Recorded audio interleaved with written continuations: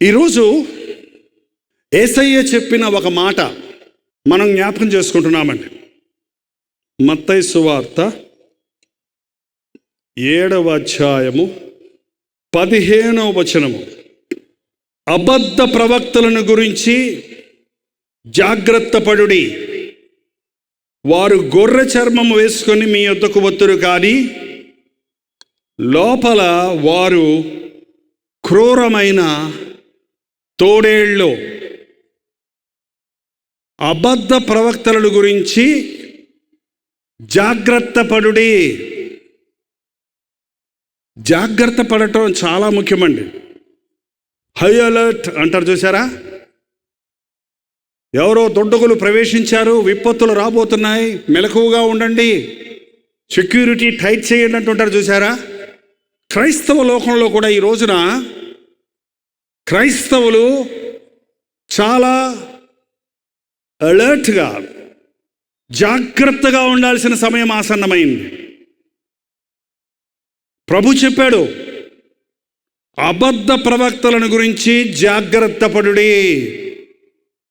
మత్తయి 24:24లో చూస్తే ప్రభు ఇంకా కొంచెం వివరంగా చెప్పాడు. మత్తయి సువార్త 24వ వచనంలో అబద్ధపు క్రీస్తులను, అబద్ధపు ప్రవక్తలను వచ్చి సాధ్యమైతే ఏర్పరచబడిన వారిని సహితము మోసపరచుటకై గొప్ప సూచక క్రియలను, మహత్కార్యములను కనుపరిచెదరు. అబద్ధ క్రీస్తులు, అబద్ధ ప్రవక్తలు వచ్చి సాధ్యమైతే ఏర్పరచబడిన వారిని సహితము మోసపరచుటకై గొప్ప సూచక క్రియలు కనుపరుస్తారు. ఈ అంచె దినాలలో సేవకులు ఎక్కువైపోయారు, విశ్వాసులు ఎక్కువైపోతున్నారు, సంఘాలు పెరిగిపోతున్నాయి, మీటింగులు పెరిగిపోతున్నాయి, టీవీ ఛానల్స్ పెరిగిపోతున్నాయి, టీవీ వర్తమానికులు కుప్పలు అయిపోతున్నారు. జాగ్రత్త, జాగ్రత్త.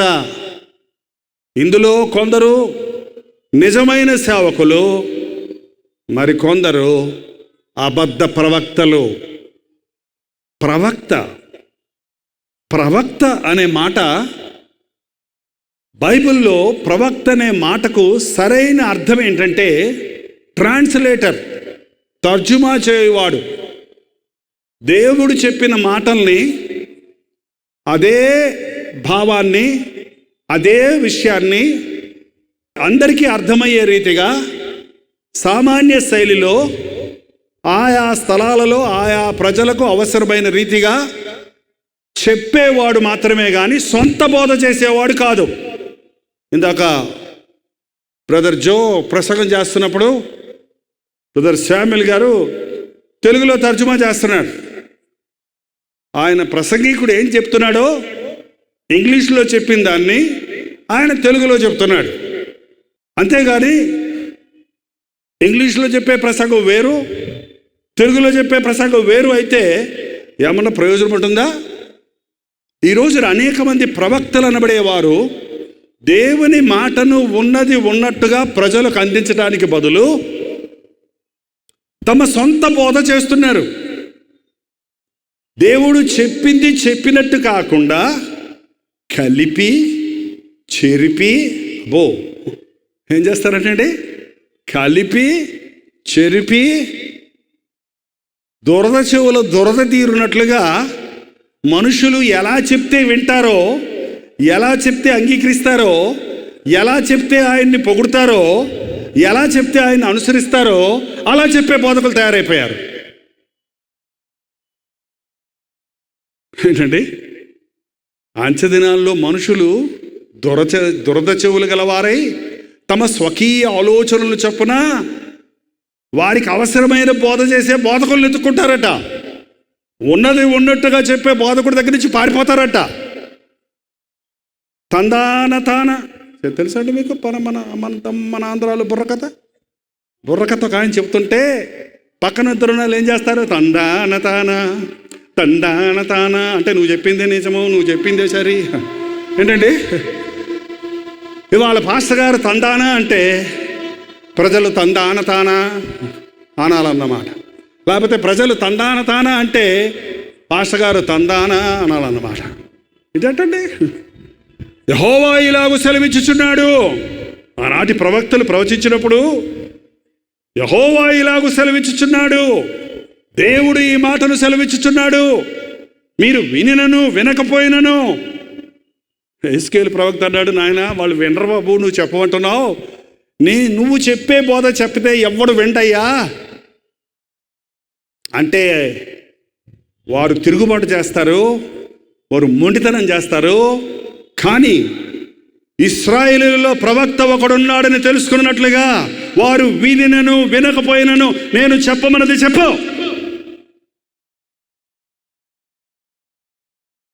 అదండి నిజమైన ప్రవక్త పని.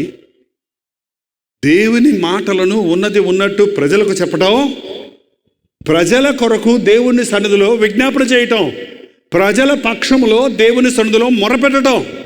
ఇవాళ చాలామంది పాస్టర్ గారులు ప్రసంగిస్తారు కానీ ప్రార్థన చేయరండి. నిజమైన దైవజనుడి పని దేవుని వాక్యాన్ని ప్రకటించటం, విన్న ప్రజల యొక్క భారాల గురించి దేవుని సన్నిధిలో విజ్ఞాపన చేయటం. ఆనాడు మోషేని గుర్తు చేసుకోండి. మోషే దగ్గరకు ఇశ్రాయేలు జనం మాటి మాటికి వచ్చి మాకు నీళ్లు లేవు, మాకు మాంసం ఎవరు పెడతారు, మేము చచ్చిపోతాం అని అంటుంటే మోషేకు మొరపెట్టగా మోషే యెహోవాకు మొరపెట్టెను. ప్రజలేమో మోషేకు మొరపెడితే మోషే ఎవరికి మొరపెట్టాడంట? నేనేం చేయమంటారా? మీరేమన్నా నాకు కన్నబెట్టలా? నేనేమన్నా మిమ్మల్ని కన్నానా? ఒకసారి ఇసిగిపోయి అన్నాడులేండి ఆ మాట పాపం. నేనే సణుగుతుంటే ఇద్దరు పిల్లలతోటే తట్టుకోలేక ఎందుకు కన్నాను బాబాయ్ బిడ్డలు అంటున్నారు తల్లులు. 20 లక్షల మంది జనం ఇంచుమించు చీటికి మాటికి సణుగుతుంటే ఆ మహానుభావుడు. అంతకుముందైతే భలే కోపం ఆయనకి, ఇద్దరు కొట్టుకుంటుంటే ఒకటి కొట్టేసి పడగొట్టేసేవాడు. కానీ యేసు ప్రభు ఆయన్ని తీసుకొని 40 సంవత్సరాలు కాపరిగా అణిచి సిద్ధపరిచి దహించు అగ్నిలో నుంచి మాట్లాడి నాకు చేత కాదు అన్నప్పుడు ఎస్ నీకు చేత నేను ఉన్నాను అన్నాడు. ఈ రోజున చూడండి చాలామంది నాకు చేతనవును అంటారు. నీకు చేతనైనప్పుడు దేవుడు నిన్ను వాడుకోడండి. నాకు చేత కాదు. మీరు ఎప్పుడైనా ఆపరేషన్ థియేటర్లోకి వెళ్ళారేమో లేదో నాకు తెలియదు, కానీ నాకు కొన్ని ఆపరేషన్లు జరిగాయి. ఆ క్లోరోఫామ్ ఇచ్చిన తర్వాత దవడ మీద కొడతారంట. జైపాల్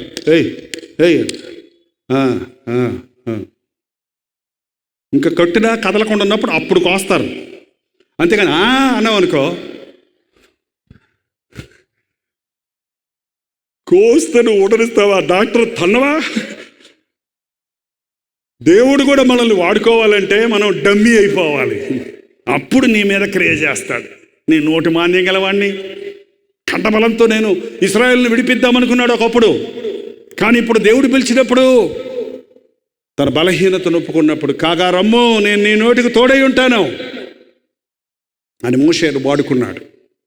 ఈ రోజున దేవునికి కావలసిన వారు సమర్పించుకున్నవాడు. నీ సామర్థ్యత ఆయనకి అక్కర్లేదు, నీ తెలివి జ్ఞానం ఆయనకు అక్కర్లేదు, నీ యొక్క క్వాలిఫికేషన్స్ ఆయనకు అవసరం లేదు, నీ యోగ్యతలు ఆయనకు అవసరం లేదు.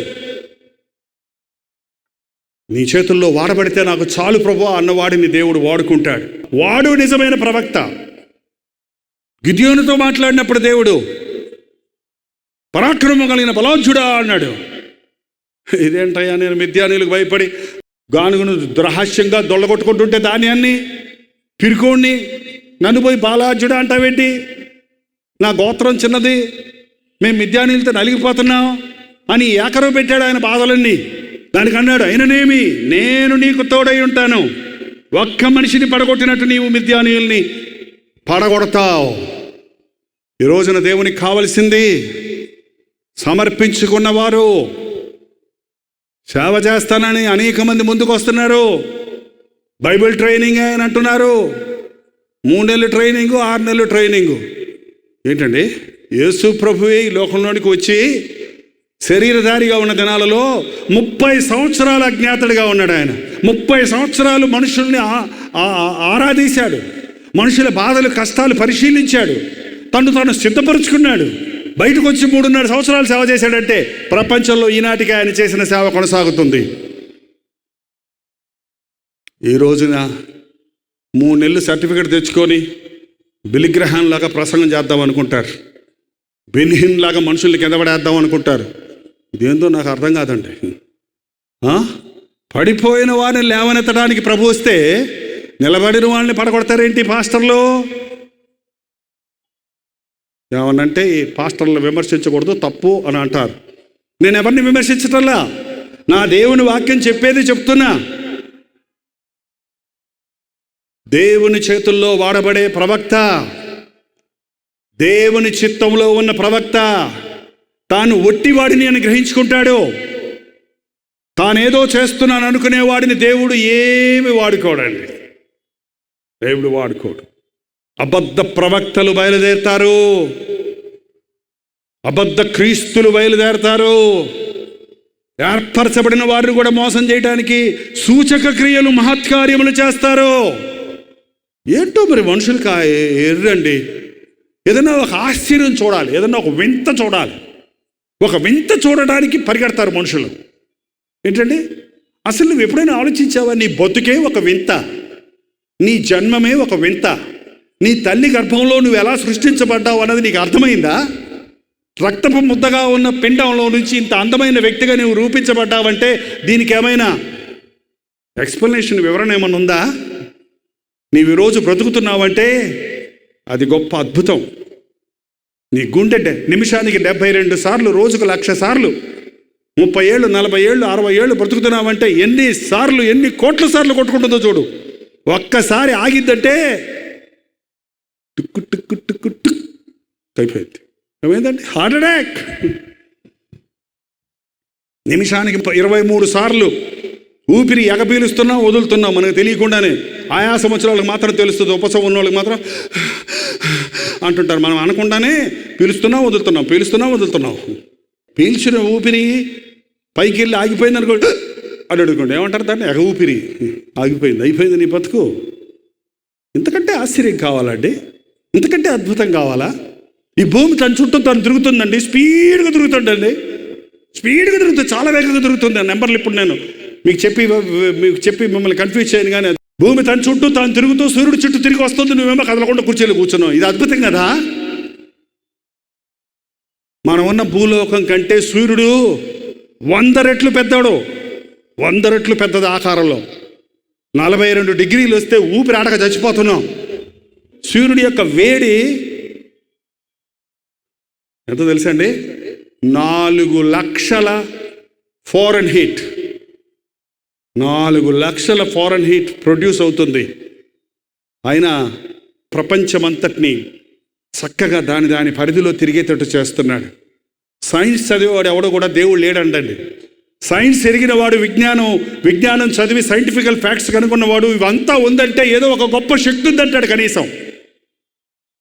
అవన్నీ వదిలిపెట్టి చమకబారు. మా చిన్నప్పుడు వీధిలో ఈ బుడబొక్కలోళ్ళు ఉండి టబుల్ టబుల్ టబుల్ టబుల్ టబుల్ టబుల్ రెడ్డి డబ్బాలో రాళ్ళు వేసి డ్రర్ అని అంటే అబ్బా, డబ్బాలో రాళ్ళు వేసి రూపాయలు చేసుకునేవాడు అడుక్కోవాల్సిన కర్మ ఏం పట్టింది? ఏమండి? అది ఊరకే మాయ, వింత, సూచక క్రియ. హేరోదు అడిగాడు, ఒక సూచక క్రియ చేయవయ్యా, నిన్ను విడిపించేస్తానన్నాడు యేసు ప్రభుని. నువ్వు చూడటానికి, నువ్వు నన్ను మెచ్చుకోవడానికి నేను సూచక్రియలు చేయనయ్యా. నేను అవసరమైనప్పుడు అవసరమైన వ్యక్తులకి అద్భుతాలు చేస్తారు, కానీ నన్ను నేను చూపించుకోవడానికో, నా శక్తిని చూపించడానికో, ఒక వింతను కలుగు చేయడానికో నేను సూచక్రియలు చేయనన్నాడు. నువ్వు దేవుని కుమారుడు అయితే దిగిరా, మేమందరం నమ్ముతామన్నారు. దిగి వస్తే నమ్మేవారు కదా. మీరు నమ్మటం కోసం నేను దిగను. నేను తండ్రి చిత్తం చేయడానికి సిలువెక్కా, నా పని సమాప్తం చేస్తా. ఈ రోజున అబద్ధ ప్రవక్తలు ఉన్నారు, నిజ ప్రవక్తలు ఉన్నారు. ఎవరు అబద్ధ ప్రవక్త, ఎవరు నిజమైన ప్రవక్త అని ఎలా తెలుసుకుంటాం? ప్రభు చెప్పాడు, వారి ఫలములను బట్టి వారిని మీరు తెలుసుకుంటారు. ఏంటంటే ఇది ఏం చెట్టు అని అర్థం కాకపోతే కొంచెం కనిపెడితే అది పంట పడినప్పుడు ఆ పండ్లు ఏంటియో ఎలాంటియో చూసినప్పుడు అది ఏం చెట్టో మనం చెప్పగలుగుతాం. గమనించి చూడండి, ఆగి చూడండి. పేతురు యోహానులు సువార్త ప్రకటించిన సమయంలో యూదా మతాన్ని భ్రష్టు పట్టిస్తున్నారు, వీళ్ళు యేసుక్రీస్తు నామంలో బోధించకూడదు అని అడ్డం పడ్డప్పుడు అక్కడ ఉన్నటువంటి భక్తులలో ఒకడు చెప్పాడు, ఆగయ్యా, ఒకవేళ అది దేవుని వలన కలిగిందేమో, అది నిజంగా దేవుని వలన కలిగిందైతే దాన్ని ఎవరు ఆపలేరు, లేకపోతే వాళ్ళంతటా వాళ్ళే చెదిరిపోతారు. నేను ఆ రిఫరెన్స్లన్నీ ఇప్పుడు చూపిస్తలేదు. దేవుని సేవ స్థిరమైనది. నిజమైన ప్రవక్త తొణకక బెనకక నిలబడతాడు, ప్రాణాలకు తెగించి నిలబడతాడు, ముఖమాటం లేనివాడిగా ఉంటాడు, ధనాపేక్ష లేనివాడిగా ఉంటాడు, మనుష్యుల్ని సంతోషపెట్టాలని కాక దేవునిని సంతోషపెట్టాలని ఆశ కలిగి ఉంటాడు. ఆత్మల కొరకు పరితపించేవాడు ప్రవక్త. ఇలాంటి జనసమూహాన్ని చూసినప్పుడు యేసు ప్రభు కనికెరపడి, అయ్యో వీరు కాపరి లేని గొర్రెల వలె ఉన్నారే అని వారికి సువార్తను ప్రకటించాడు. రోడ్ల మీద తిరుగుతున్న ప్రజలను చూసినప్పుడు ఇర్మియా వంటి ప్రవక్త, అయ్యో ఈ ప్రజలు ఇలా తిరుగుతున్నారేంటి, అయ్యో ఈ ప్రజలు ఇలా తాగుతున్నారే, అయ్యో ఈ ప్రజలు ఇలాగ ఎకిలిస్తున్నారే, గుర్రంలాగా సకిలిస్తున్నారే, పొరుగు వాళ్ళని భార్య వెంటబడుతున్నారే, ఈ దొంగ వ్యాపారాలు చేస్తున్నారే, ఎవడు దేవుణ్ణి వెతుకువాడే లేడే, అయ్యా ఈ నీ బిడ్డలు పాడైపోయారే అని నా తల జలమయమవునుగాక అని ప్రలాపించాడు. చూడండి, అతను నిజమైన ప్రవక్త, అతను నిజమైన ప్రవక్త. నశించిపోతున్న ఆత్మల గురించి రొమ్ము కొట్టుకొని ప్రలాపించేవాడండి నిజమైన ప్రవక్త. నా సువార్త విన్నవారు ఎవరు నరకానికి పోకూడదయ్యా, నువ్వు వెళ్ళమన్న చోటుకు వెళ్ళి నువ్వు చెప్పమన్న మాటలు చెప్పినప్పుడు నీ ఆత్మకార్యాలు జరిగే వరకు నేను నిద్రపోను అనేవాడు నిజమైన ప్రవక్త.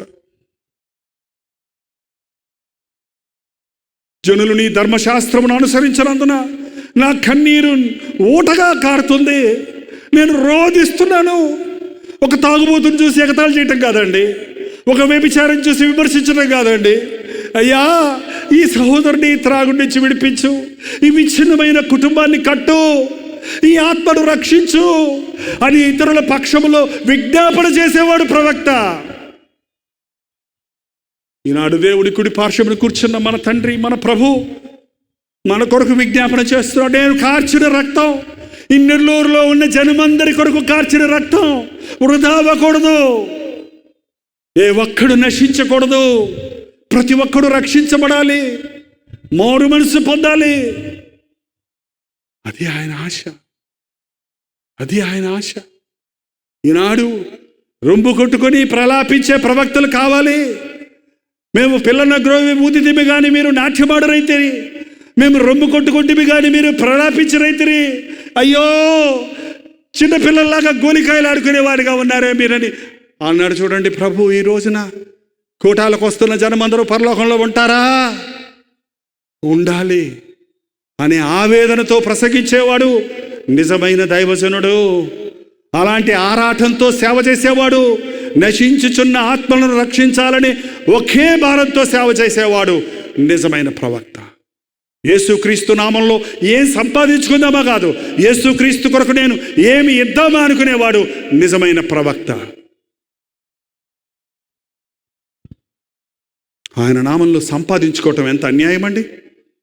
ఆయన నామంలో నన్ను నేను ఖర్చు పెట్టుకోవడం నేర్చుకున్నాను అన్నాడు పౌలు. నేను ఉచితముగా సువార్తను ప్రకటించడమే నా జీతం అన్నాడు పౌలు. అలాంటి ప్రవక్తలు ఈనాడు ఎక్కడున్నారు? మోసాలు, ప్రగల్భాలు. ఈ టెక్నాలజీ పెరిగిన తర్వాత ఈ లేటెస్ట్ ఎక్విప్మెంట్స్ను ఉపయోగించి ప్రబలమైపోవడానికి ప్రయత్నిస్తున్నారు. ప్రపంచంలో గొప్ప ప్రఖ్యాతి చెందిన వారికి ఉండడానికి ప్రయత్నిస్తున్నారు, గొప్పలు చెప్పుకోవడానికి ప్రయత్నిస్తున్నారు. అయ్యో వారికి శ్రమ. అబద్ధ ప్రవక్తలు బయలుదేరి ఉన్నారు. ప్రతి ఆత్మను నమ్మకండి, ప్రతి ప్రవక్తను నమ్మకండి, జాగ్రత్త పడండి. ఇక్కడున్నాడు క్రీస్తు అంటే వెళ్ళకండి, అక్కడున్నాడు క్రీస్తు అంటే వెళ్ళకండి, మా చర్చిలోనే ఉన్నాడు క్రీస్తు అంటే వెళ్ళకండి. ఆయన ఇక్కడ కాదు, అక్కడ కాదు, ఎక్కడ ఉంటాడండి? ఎక్కడ ఇద్దరు ముగ్గురు నానామంలో ఉంటారో అక్కడ వారు ఉంటారు. మీ హృదయాలను పరిశీలించే దేవుని ముందు మీరు సాగిలపడండి. అంచె దినాల్లో మనం ఉన్నాం. ప్రభు రాకడ సమీపంగా ఉంది. వారి వారి క్రియలను బట్టి ప్రతి వానికి చుటకు ఆయన సిద్ధపరిచిన జీతం పట్టుకొని రాబోతూ ఉన్నాడు. నేను చేసే సేవ నా తండ్రిని సంతోషపెట్టాలి, నువ్వు బ్రతికే బ్రతుకు నీ తండ్రి, నీ దేవుడైన యెహోవాను, నీ ప్రభువును, నీ రక్షకుడిని, నీ కొరకు రక్తం కార్చిన క్రీస్తును సంతోషపెట్టేదిగా ఉండాలి. నిజమైన ప్రవక్త రోధించేవాడిగా ఉంటాడు. ఈ రాత్రి నీకు నీ దేవునికి నేను సంబంధం కలపగలిగితే నాకు చాలండి.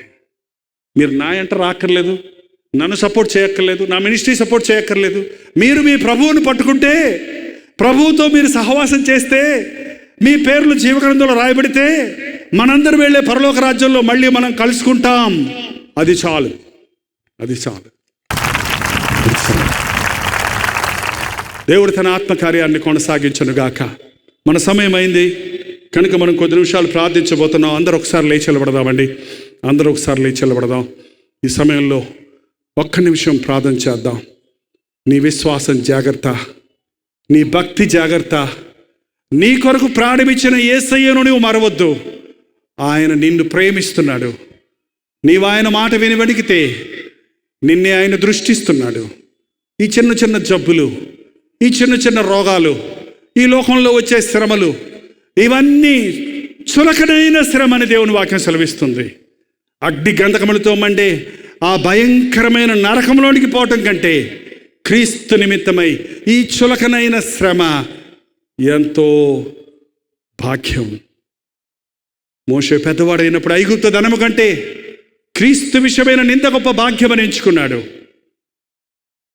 ఫరో కుమార్తె యొక్క కుమారుని నడిపించుకున్నట కంటే దేవుని బిడ్డలతో శ్రమ అనుభవించటం మేలనుకున్నాడు. ఈ అంచె దినాల్లో అలాంటి భక్తి కలిగి ఉందాం. ప్రభువా, నా భక్తిలో శక్తి దయచేయ్యా. నా భక్తి నీ మీద ఆధారపడేదిగా చేయి నాయన. నా శరీరంలో ఉన్న బలహీనతలను బట్టి, నా కుటుంబంలో ఉన్న సమస్యలను బట్టి నేను కృంగిపోక, కృంగిన వారిని లేవదీసే ప్రభువు నాకున్నాడని నీ యందు విశ్వాసముచ్చుటకు నాకు సహాయం చేయి తండ్రి అని నోరు తెరిచి ప్రార్థన చేద్దాం. మన భక్తిని జాగ్రత్త పరుచుకుందాం. మన చుట్టూ నశించిపోతున్న ఆత్మల కొరకు ప్రలాపిద్దాం.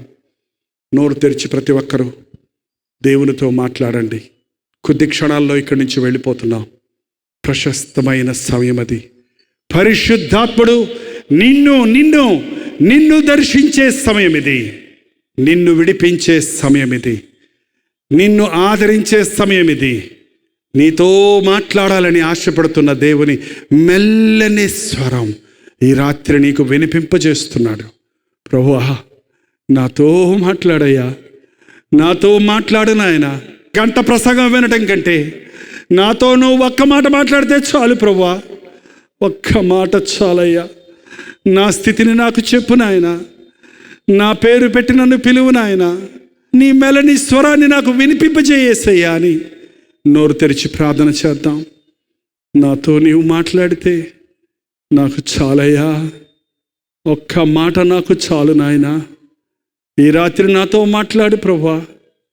ఈ రాత్రి నా జీవితాన్ని సరిచేయి ప్రభువా. నా భక్తిని సరిచేయి నాయనా అని ప్రభుతో మాట్లాడుకుందాం. పరిశుద్ధాత్ముడు మన మధ్య సంచరిస్తున్నాడు. నిన్నొక నిజమైన విశ్వాసిగా చేయాలని, నిన్నొక సంపూర్ణమైన భక్తునిగా చేయాలని, నిన్న ఆయన రాజ్య వారసుడిగా చేసుకోవాలని ప్రభు ఆశపడుతూ ఉన్నాడు. అందరం నోరు తెరిచి దేవునితో మాట్లాడుకుందాం. దేవుని మెల్లని స్వరాన్ని విందాం. నాతో మాట్లాడయ్యా. నీ కృప నాకు దయచేయి నాయన. నీ కృప నాకు చాలేసయ్యా. నా విరిగిన హృదయాన్ని కాపాడుకునటానికి నీ కృప నాకు దయచేయని ప్రభుని అడుగుదాం. పరిశుద్ధుడా, ప్రేమ గల తండ్రి, మరొకసారి మా చేతులెత్తి నీ కృప కొరకు వేడుకుంటున్నామయ్యా. నిస్సహాయకులుగా ఉన్నామని నీకు అప్పగించుకుంటున్నాము తండ్రి. ఈ ఆవరణలో ఉన్న ప్రతి ఒక్కరిని నీవు ఎరిగిన దేవుడవు, బాగా ఎరిగిన దేవుడవు. నీవు ఆకర్షించుకుని ఆవరణలోనికి తెచ్చిన వాడివి గనుక ఒక్కొక్కరిని దీవించిన ఆయన. కన్నీటిని తుడువయ్యా. గుండెల్లో ఉన్న వేదన నుంచి విడుదల దయచేయను ఆయన. తాగుబోతులుగా ఉండి, వ్యభిచారులుగా ఉండి, క్రైస్తవులు చెప్పుకుంటూ ఈ ఆవరణలో ఉన్న వారిని చూడు నాయన. ఇంకా మరొకసారి ఆ సారాయి వైపు తిరగకుండా, మరొకసారి ఆ పరస్త్రీ వ్యామోహమునకు వెళ్లకుండా ఈ రాత్రి వారి హృదయాలను నజరేయుడైన యేసుక్రీస్తు నామములో నూతనపరచుచున్నాము. వైద్యులతో తిప్పలు పడి, అక్కడికి ఇక్కడికి వెళ్ళి నా కడుపున ఒక కాయ కాయలేదే, నాకు ఒక గర్భఫలం లేదే అని రోధిస్తున్న భార్యాభర్తలను చూడయ్యా. మూయబడిన గర్భాన్ని నజరేయుడైన యేసుక్రీస్తు నామములో తెరచినాము తండ్రి. గర్భఫలము యెహోవా ఇచ్చు దానము, కుమారులు ఆయన అనుగ్రహించు స్వాస్థ్యమన్న మాట అక్షరాల అట్టి వారి పట్ల నెరవేర్చు. పాప బంధకాలలో ఉండి జీవితంలో విరక్తి చెంది నా బ్రతుకు పాడైపోయింది, నేను పనికిరాను, నా జీవితం వ్యర్థమైపోయిందని కుమిలిపోతున్న వారిని, డిప్రెషన్కి చోటిచ్చిన వారిని, చచ్చిపోదాం అనుకుంటున్న వారిని, విచ్చలవిడిగా తిరిగేసి ఇష్టానుసారంగా బ్రతుకుదాం అనుకున్న వారిని ఈ రాత్రి నీ నామంలో నీ పాదాల దగ్గర తెస్తున్నాము నాయన. నేను చావను, నేను బ్రతికి నా దేవుడి కార్యాలు వివరిస్తానని చెప్పినట్లుగా నీ పరిశుద్ధాత్మ కార్యాన్ని జరిగించుము నాయన. గుండె చెదరని వారిని బాగు చేసే దేవుడవు, వారి గాయాలను కట్టే దేవుడవు. మనుషుల చేత మోసగించబడి జీవితంలో విరక్తి చెందిపోయిన వారిని నీవు సరిచేయి, నీవు ఆదరించు. వారి చెదరిన గుండెలను సరిచేయ్యా. నన్ను ఒక అబ్బాయి ప్రేమించానన్నాడు, నన్ను మోసగించి నన్ను పాడు చేసి వదిలిపెట్టి వెళ్ళిపోయాడు, నా బ్రతుకు నాశనం అయిపోయిందని కుములుతున్న వారిని చూడు నాయనా. నీ రక్తములో వారిని కడిగి నూతన సృష్టిగా వారిని మార్చి నీ సాక్షులుగా నిలబెట్టయ్యా. ప్రతి సంఘములో ఉజ్జీవ జ్వాలలు రగులుకొనడానికి ప్రతి దైవజనుడు పుటము వేయబడి నిజమైన ప్రవక్తగా మారి నిక్కచ్చైన వాక్యాన్ని ప్రకటించినట్లుగా పరిశుద్ధాత్మ కార్యాలను కొనసాగించుము తండ్రి. యేసు క్రీస్తు నామములో అడుగుచున్నాము తండ్రి. మన తండ్రి అయిన దేవుని యొక్క ప్రేమయు, కుమారుడైన క్రీస్తు యొక్క కృపయు, ఆదరణకర్త అయిన పరిశుద్ధాత్మ యొక్క సహవాసమును కుడి వచ్చిన మనందరికీ ఇప్పుడును సదాకాలమును తోడై ఉండును గాక. ఆమేన్, ఆమేన్, ఆమేన్.